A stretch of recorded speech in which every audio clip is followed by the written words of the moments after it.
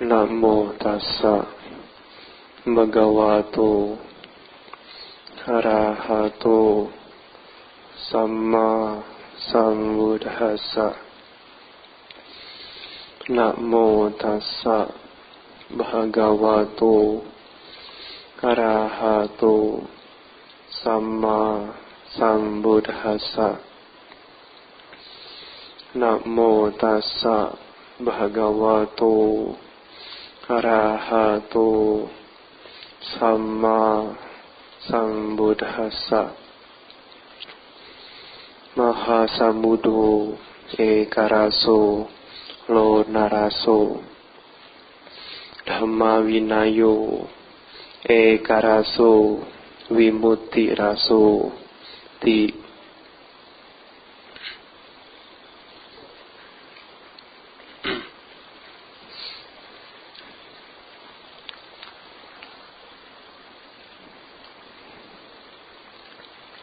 Kepada pemimpin Puja Bakti,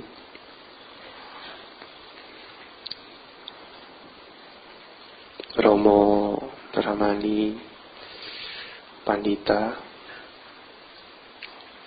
para upasaka, upasika, Bapak, Ibu, Saudara-saudari sedama yang berbahagia. Selamat pagi, Namo Buddhaya.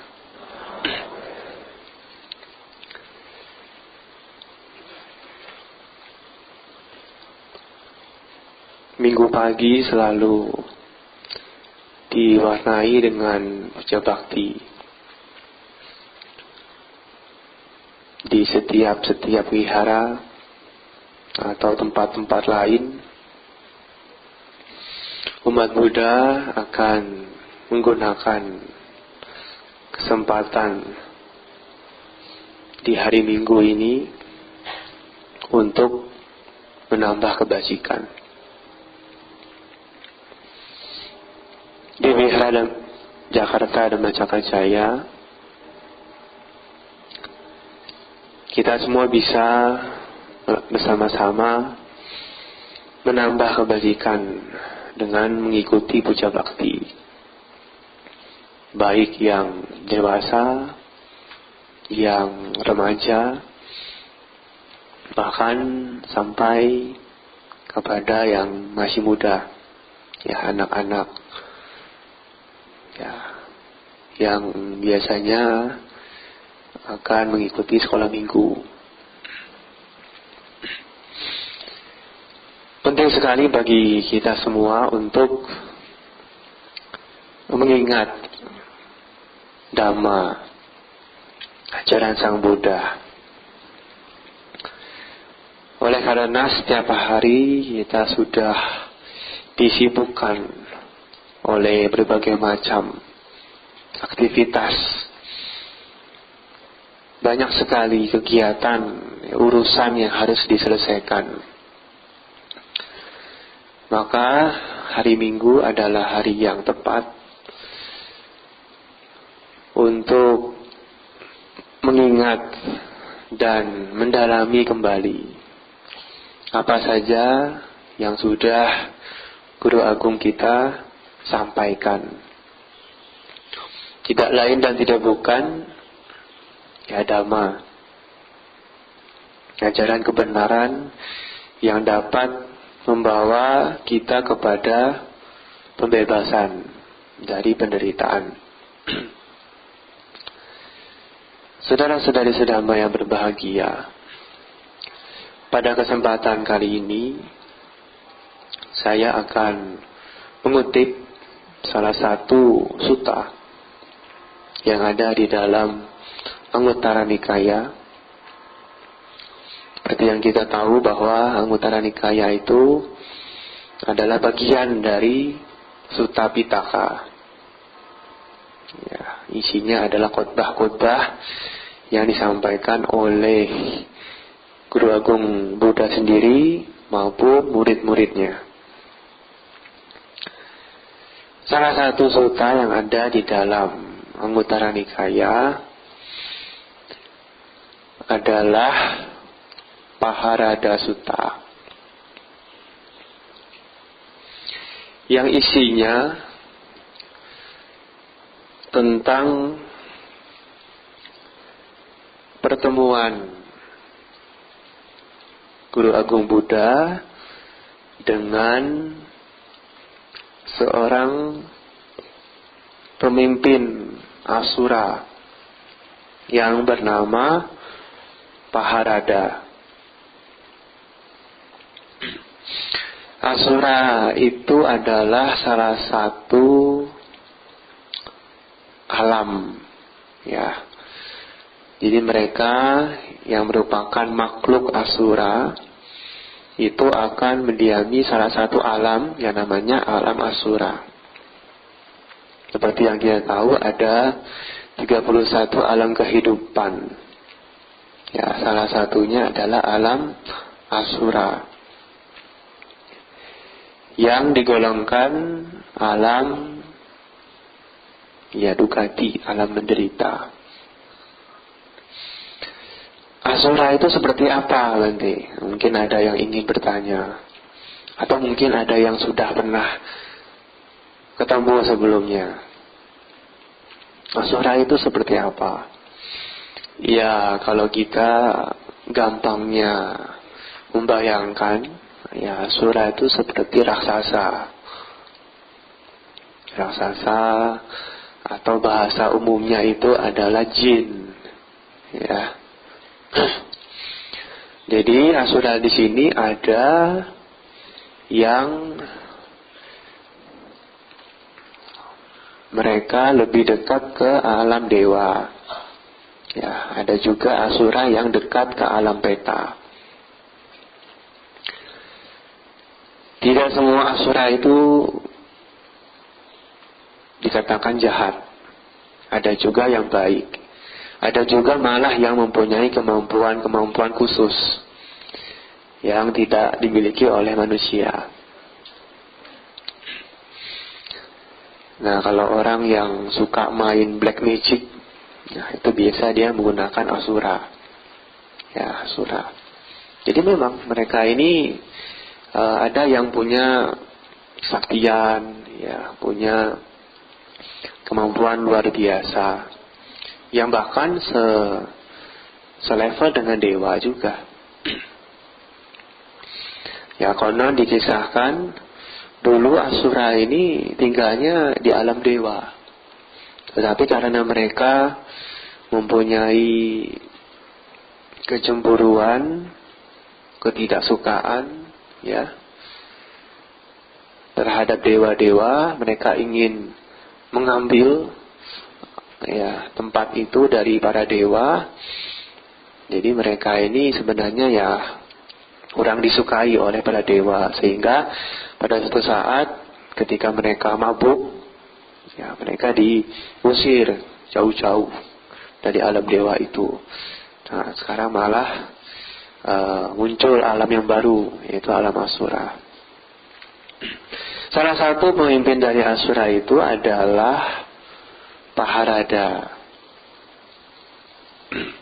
Ya, bukan hanya Paharada saja, sebenarnya ada beberapa pemimpin-pemimpin yang lain, tetapi di sini, ya, di sutta ini Paharada, pemimpin Asura inilah yang bertemu dengan Sang Buddha.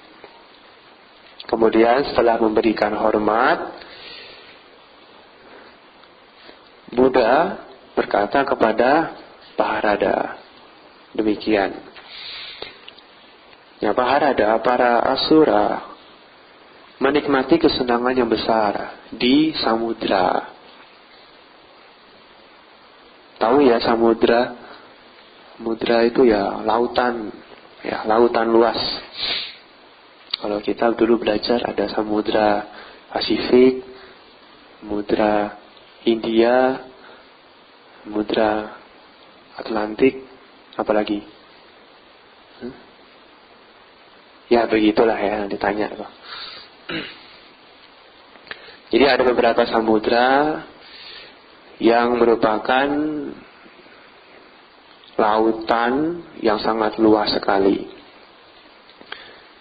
Saya yakin umat Buddha tidak, khususnya di Jakarta ini ya, tidak heran atau tidak aneh lagi dengan laut. Karena kita, ya apalagi di Sunter ini dekat dengan laut. Karena kalau ingin lihat laut, ya, bisa pergi ke Ancol. Ya, itu bisa lihat laut. Bahkan di Jakarta sekarang sudah ada tol laut katanya. Ya, itu ada tol laut kalau lihat di jalan-jalan. Kita sudah tidak asing ya dengan laut. Samudra atau lautan yang luas ini yang merupakan ya tempat tinggal utama dari para asura. Jadi dikatakan makhluk asura itu mereka sukanya tinggal di dalam laut. Ya, dalam laut. Disitulah mereka tinggal. Dan memang ya Sang Buddha mengatakan bahwa para asura itu sangat bahagia, sangat gembira tinggal di samudra. Kemudian pernyataan ini diiyakan oleh Maharada. Ya memang demikianlah adanya. Ada faktor-faktor yang membuat para asura itu suka tinggal di samudra. Nah kemudian Sang Buddha bertanya, ada berapakah kualitas yang dipahami oleh asura sehingga mereka bisa senang tinggal di samudra? Ada 8 kualitas, 8 faktor, 8 ciri utama sehingga para asura itu terus menerus tinggal di samudra. Kemudian Pak Dada menjelaskan ya. Yang pertama, ini ada 8 ya, kita bisa lihat satu persatu. Ada 8. Yang pertama adalah samudra yang luas itu naik dengan perlahan, turun juga dengan perlahan. Ya, jadi kalau pasang pelan-pelan, ya kan tidak mungkin dari yang surut langsung tiba-tiba pasang, pelan-pelan. Ada prosesnya, ada tahapannya. Begitu pula kalau sudah pasang, nanti surut kembali ya juga perlahan-lahan kan. Ya. Nah ini berbeda dengan ya tebing atau jurang yang curam sekali, tiba-tiba jalan jatuh ke bawah. Tidak demikian. Samudra itu ya tidak langsung habis semua atau tidak langsung surut, tidak langsung juga pasang. Pasti ada waktunya, ya, ada prosesnya, perlahan-lahan. Nah ini adalah kualitas yang pertama. Kualitas menakjubkan, ya, dikatakan kualitas yang menakjubkan, yang luar biasa. Ini dari samudra. Kemudian yang kedua adalah samudra yang luas itu stabil dan tidak meluap keluar dari batas-batasnya.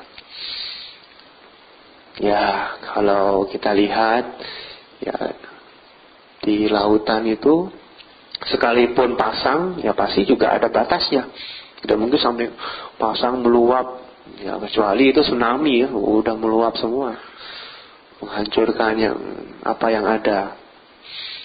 Tapi tsunami itu pun ada sebabnya lain. Nah, tapi kalau umumnya itu lautan ya meluap pun tidak sampai keluar dari batasnya. Ada mungkin dipasang tanggul, ada pantai gitu kan. Jadi pasti ada batasannya. Nah, ini adalah kualitas yang kedua yang dimiliki oleh samudra itu. Yang ketiga adalah samudra yang luas tidak menerima tubuh yang mati, mayat.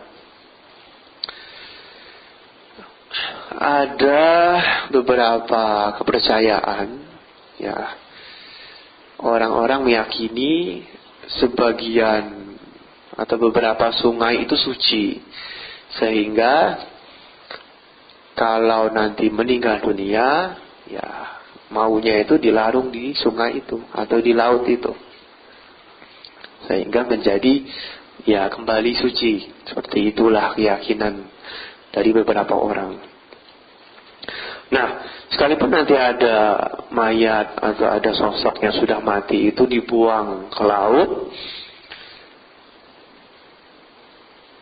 mayat itu juga akan nanti pelan-pelan ya kembali ke daratan.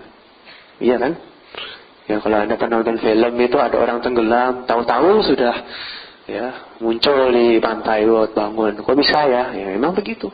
Jadi dibuangnya ke daratan. Tidak mau itu, laut tidak mau menerima. Ini manusia, ini bangkai, ini mayat, tidak terima, buang semua ke daratan.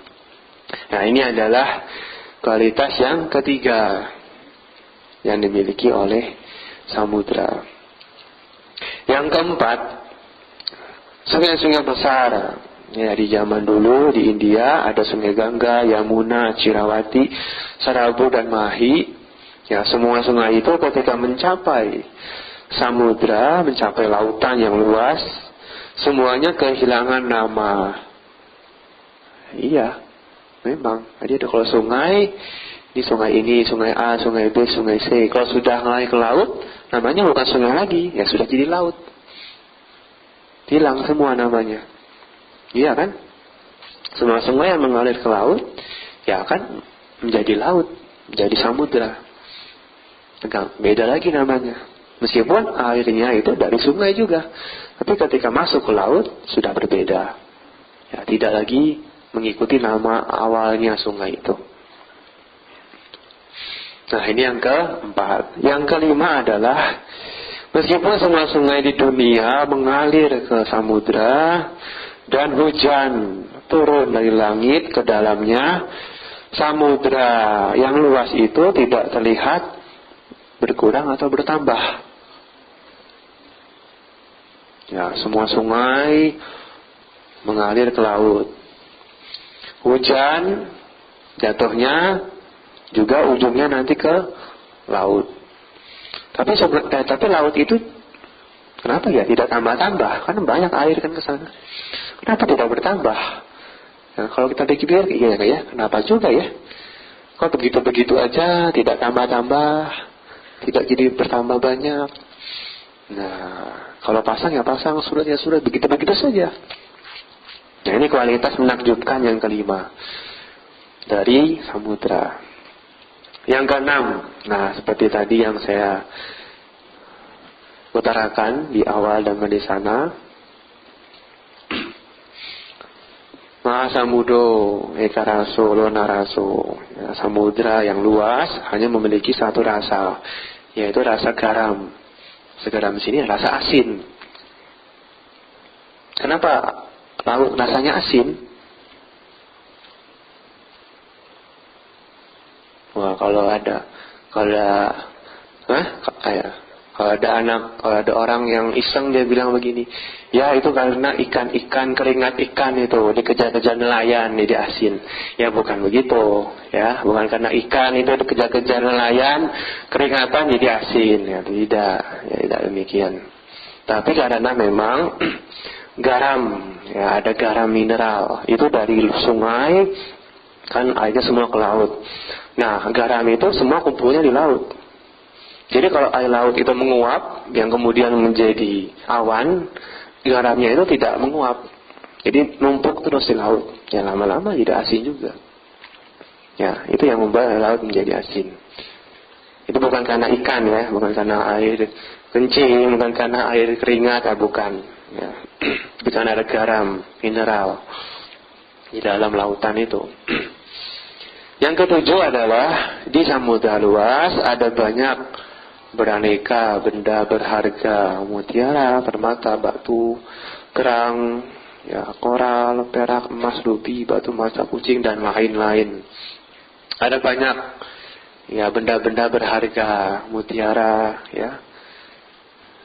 Sekarang ada budidaya mutiara itu di laut, ya sengaja dibudidayakan. Dan itu beberapa yang memang mempunyai nilai yang sangat tinggi. ya, mutiara, kemudian ada kerang-kerang itu ya, terumbu karang. Makanya kan kalau kita diving itu ya, itu juga harus hati-hati, tidak boleh sampai menginjak. Nanti kalau menginjak terumbu karang ya rusak, itu nilainya tinggi sekali ya. Karang-karang, belum lagi apalah macam-macam itu yang ada di laut, batu-batuan banyak sekali, berharga semua, dan tidak boleh ya, kalau kita ambil bawa pulang itu biasanya tidak boleh ya. Ini misalnya Anda pergi kemana gitu ya, wah ini bagus sih batunya nih, ada batu kerang dibawa, ada pasir pink dibawa, nggak boleh. Nanti di bandara diambil, ya itu tidak boleh, karena itu ada nilai ya, nilai sejarahnya. Kemudian yang ke-8, yang terakhir adalah samudra yang luas merupakan tempat kediaman dari banyak makhluk besar. Timi, timinggala, timirang, pinggala. Ya, timi itu sejenis ikan yang besar. Ada itu ya, ikan purba itu kan besar sekali ya. Ya, silaken atau apa namanya itu besar sekali. Ya mungkin sejenis itulah ya, ikan yang besar, ikan laut, ikan purba yang besar. Asura, naga, gandaba, nah itu tempat kediaman mereka, tinggalnya di laut. Mungkin kalau sekarang tambah lagi satu, Aquaman, nah tinggalnya juga di laut. Ya, itu banyak sekali ya, makhluk itu senang tinggal di laut. Dan di situ ada makhluk yang ya besar sekali, panjang sampai ya beratus-ratus yojana, panjang sekali, berkilo-kilo besarnya, ya, berton-ton mungkin beratnya itu, banyak sekali. Dan sehingga para ilmuwan mengatakan ya di dalam laut itu masih menjadi misteri, ya masih banyak yang tidak diketahui dari laut, apalagi yang dalam-dalam itu, yang tempat-tempat yang dalam, karena tidak semua orang bisa masuk ke sana, bisa nyelam, bisa melihat, dan bisa mendeteksi apa saja makhluk-makhluk yang ada di sana. Meskipun memang ada pepatah mengatakan dalamnya laut bisa diukur, dalamnya hati siapa tahu, bisa diukur, tapi tidak tahu ini dalamnya isinya apa. Mungkin bisa diukur pakai alat ya, pakai sensor, itu bisa diukur. Tapi ada apa saja, nah ini kita masih tidak tahu. Banyak sekali yang masih belum tahu itu isinya. Nah, bahkan ikan-ikan yang aneh-aneh itu banyak sebenarnya di dalam laut. Nah, jadi ini adalah 8 kualitas yang dipahami oleh para asura sehingga mereka menikmati kesenangan dan kebahagiaan di sana. Ya, 8 kualitas menakjubkan dari samudra. Kemudian Pak Rada bertanya balik kepada Guru Agung Buddha. Saya kira ya Bante, para biku juga menikmati kesenangan dalam Dhamma Winaya. Ya memang demikianlah adanya. Tetapi ada berapakah kualitas yang menakjubkan yang dipahami oleh para biku sehingga mereka bisa berdiam di dalam Dhamma Winaya itu dan menikmati kesenangan kebahagiaan di situ. Kemudian Sang Buddha menjawab, ya Pak Harada, ada 8 kualitas juga yang menakjubkan dan luar biasa yang dipahami oleh para biku secara terus-menerus di dalam Dhamma Winaya sehingga mereka menikmati kesenangan di sana. Nah, jadi juga ada 8 kualitas seperti samudra itu. Jadi kalau para asura tinggalnya di laut, ya para biku berdiamnya di dalam Dhamma Winaya, ya yang sudah diajarkan oleh Sang Buddha. Dan para biku merasa bergembira, berbahagia, berdiam di dalam Dhamma Winaya. Kenapa? Nah, karena ada 8 Ya, 8 kualitas ini. Yang pertama adalah seperti halnya samudra yang perlahan naik, perlahan turun, pasang, surut secara perlahan-lahan. Demikian pula Dhamma Winaya. Ada latihan yang bertahap, praktek yang bertahap, kemajuan yang bertahap. Tidak ada pembebasan pengetahuan akhir secara tiba-tiba. Semuanya juga bertahap. Ya, latihan untuk mencapai kebebasan, mencapai nibbana, itu juga harus dilakukan dengan bertahap. Tidak mungkin, oh saya ingin nibbana, duduk bawah pohon bodhi, semalam langsung nibbana. Iya, tidak bisa. Harus latihan, bertahap dulu. Bahkan bodhisatta saja itu menyempurnakan paraminya lama sekali. Waktunya berkapa-kapa, lama sekali. Tidak tiba-tiba langsung duduk pohon bodhi, langsung mencapai pencerahan. Ya, tidak demikian. Ada latihan yang sudah dijalankan sebelumnya. Ada praktek dhamma. Ada kebajikan yang sudah dikumpulkan sebelum-sebelumnya. Ya, jadi kalau kita berdiam di dalam Dhamma Winaya juga sama, harus berlatih. Ya, dari dana, sila, samadhi, dan panya. Latihan yang bertahap.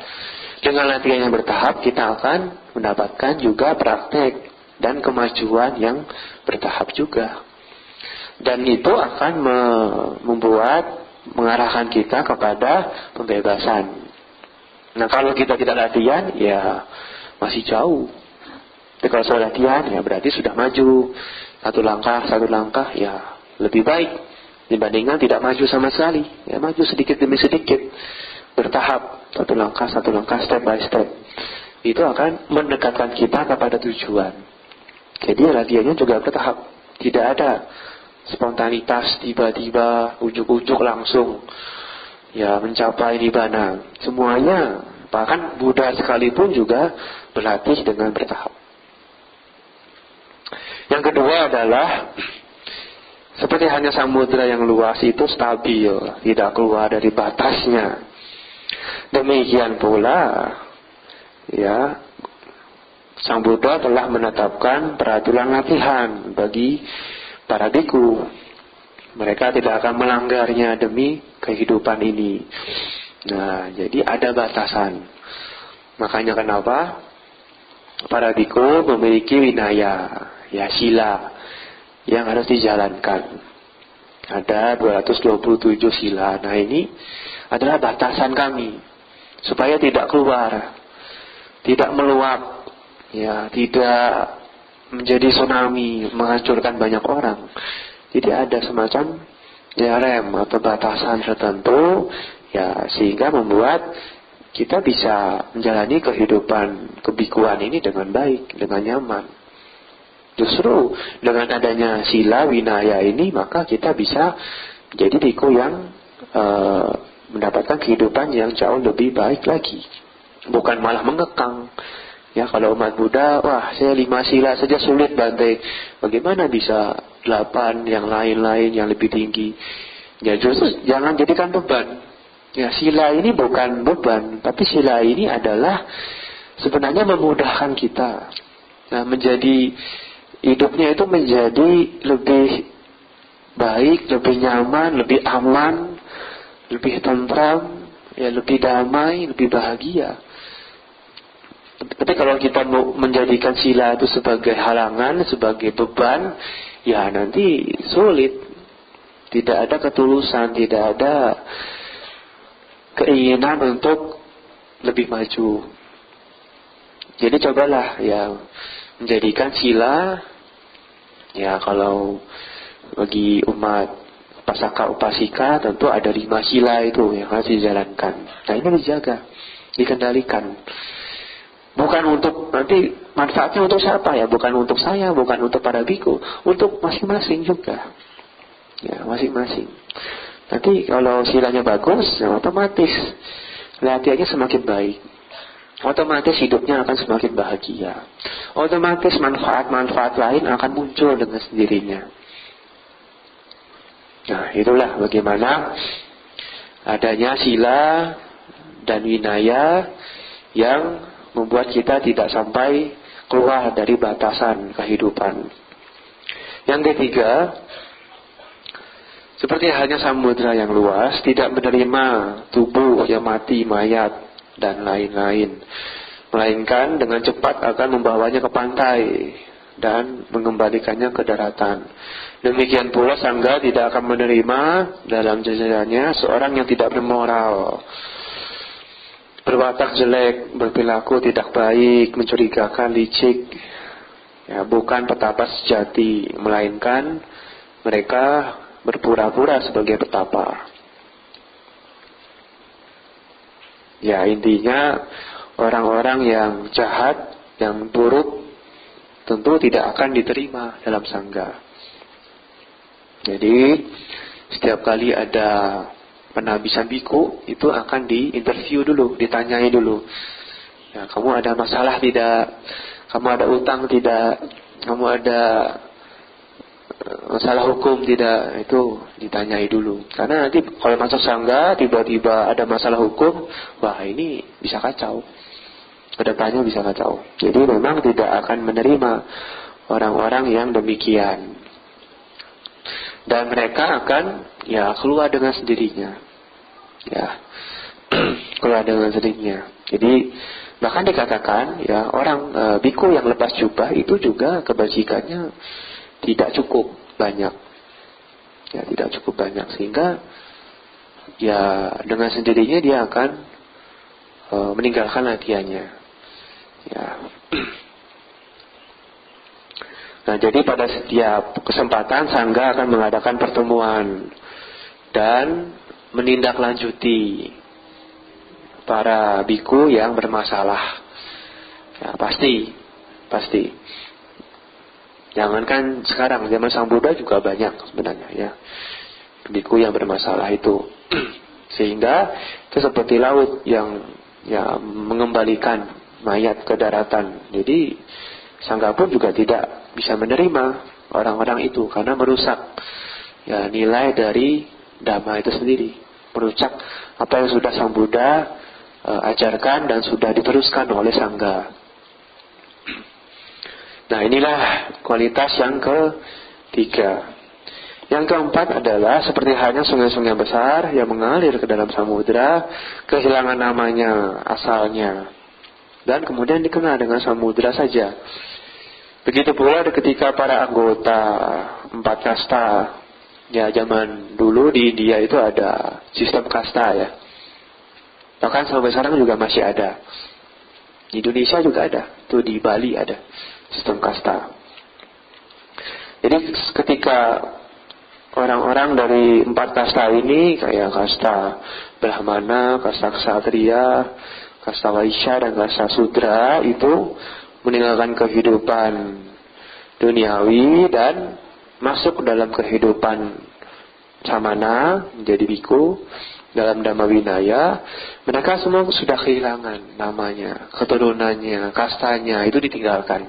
Ya, pada akhirnya sama juga, biku.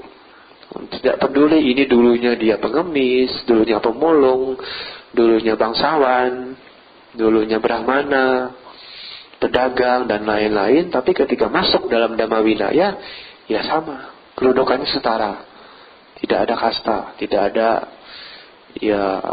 kelas-kelas di dalam sangga, sama. Semuanya pada biku.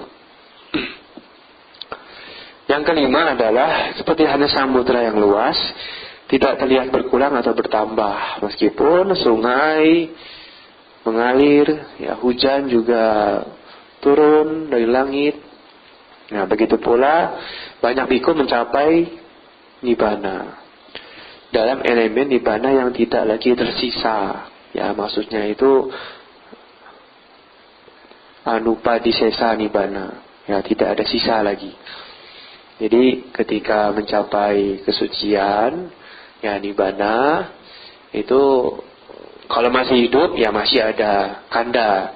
Tapi kalau sudah meninggal ya disebut parinibbana, tidak ada sisa lagi. Ya, tidak ada sisa. Nah, jadi dalam nibbana itu juga tidak ada pengurangan atau penambahan di dalam nibbana itu sendiri. Meskipun banyak orang mencapai nibbana ya tetap tidak berkurang, tidak bertambah, ya tidak bersisa maksudnya. Demikian ya, mudah-mudahan bisa dipahami. Yang keenam adalah seperti halnya samudra yang memiliki satu rasa, yaitu rasa asin. Begitu pula dengan ya Dhamma Vinayo Eka Raso Vimuti Raso. Dhamma Vinaya juga punya satu rasa, yaitu rasa pembebasan, ya Vimuti. Nah, jadi kalau mempraktekkan Dhamma Vinaya, ya pastinya itu akan kita mendapatkan rasa yang pas, rasa yang sesuai, itu rasa pembebasan.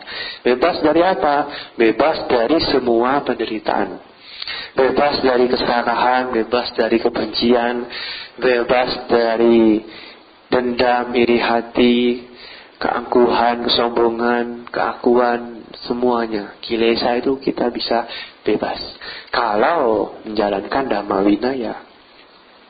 Ya, menjalankan Dhamma Vinaya itu rasanya adalah bebas dari semua derita. Bebas dari penderitaan, nama lainnya adalah ya bahagia. Bahagia. Jadi kalau ingin bahagia, ya makanya harus menjalankan Dhamma Vinaya atau sila. Itu yang dipraktikkan. Tidak ada yang lain. Ya, inilah rasa yang sesuai, yang diidam-idamkan oleh semua orang. Ya, rasa pembebasan dari duka, yaitu kebahagiaan. Ya, jadi Dhamma Vinaya punya satu rasa, yaitu rasa pembebasan. Yang ketujuh, samudra yang luas memiliki banyak benda-benda berharga. Begitu pula Dhamma Vinaya, ya juga punya banyak sekali benda berharga di dalamnya. Ada yang disebut Bodhipakkhya Dhamma, ya 37 faktor-faktor Dhamma pembebasan, ya faktor-faktor yang menunjang kepada pembebasan. Yaitu ya 37 ini apa saja? Ada Cattaro Satipatthana, ya 4 landasan kewaspadaan. Cattaro Samapadana, 4 usaha benar. Cattaro Didipada, ya 4 landasan keberhasilan.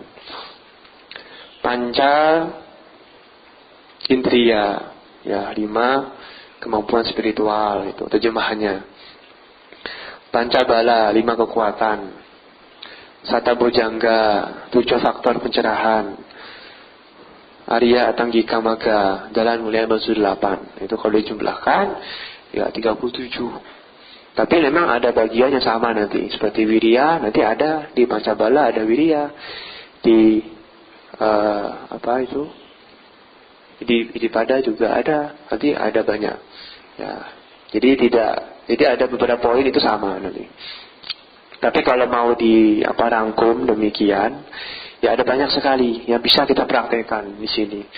Satu saja misalnya wirya, semangat. Nah itu kalau dipraktekkan sudah membantu sekali.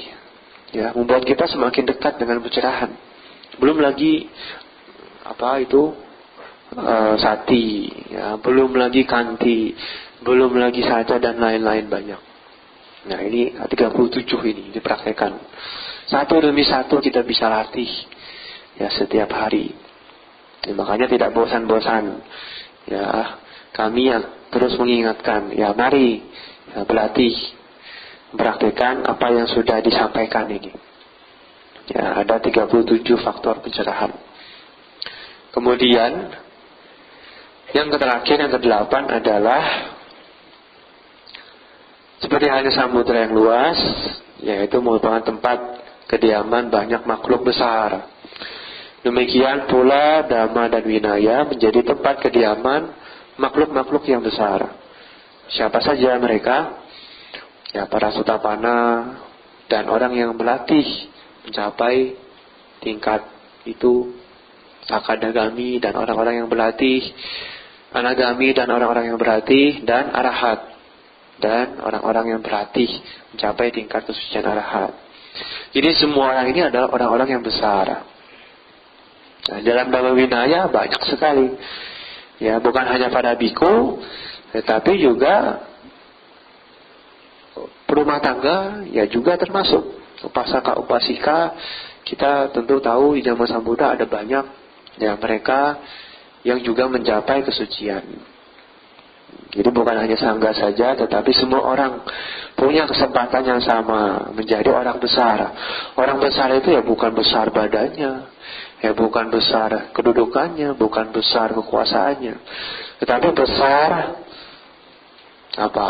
Besar latihannya, ya besar kedewasaannya, besar kesadarannya.